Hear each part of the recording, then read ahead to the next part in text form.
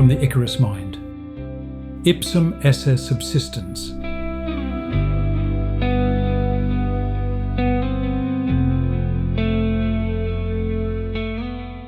Simon felt like he had been led right up to the edge of an abyss, and every time he went there, it became increasingly difficult to escape the gravity of the void.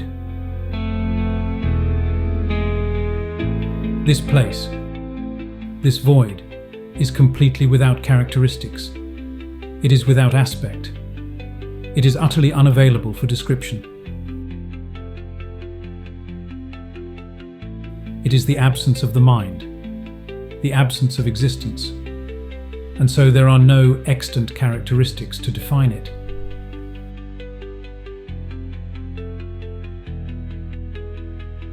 The void dwells in the absence of a conscious observer, and so there is no one to observe any characteristics and draw the distinctions necessary for description. Simon contemplated the ineffable concept. In the presence of the void, there was no such thing as differentiation, because there were no such things as characteristics, because there was simply nothing at all. The void, therefore, was not different from its characteristics, because it had no characteristics from which to be differentiated. Because the void could not be different from its characteristics, it was therefore the same as its characteristics. But it was impossible to characterize the void. So, the closest Simon could come to describing the void was to characterize it as impossible. The void was conceived foremost in impossibility, yet it was impossible to fully conceive of the void, because conception at once both requires and sustains existence, and this contingency renders the void incomprehensible. But Simon had become obsessed with trying to understand it.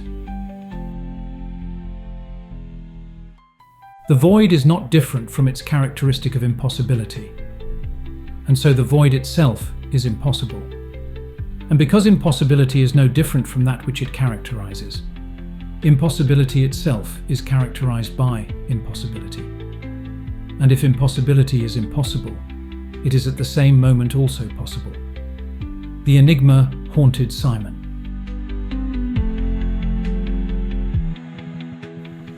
When Simon journeyed to the limits of his consciousness, the conceptual space between his various aspects and within his constituent characteristics seemed to expand. The void was no longer a place he was approaching. It grew within him, pressing the substance of his individuality into oblivion. But he also felt that the void, that fecund emptiness, contained within it all the possibilities of infinity. Within that vacuum of nothingness, true creation, pure intention, order and chaos come to be. And upon that blank page, that empty canvas is where the artist's true creativity resides. Life imitating art? No. Life is art.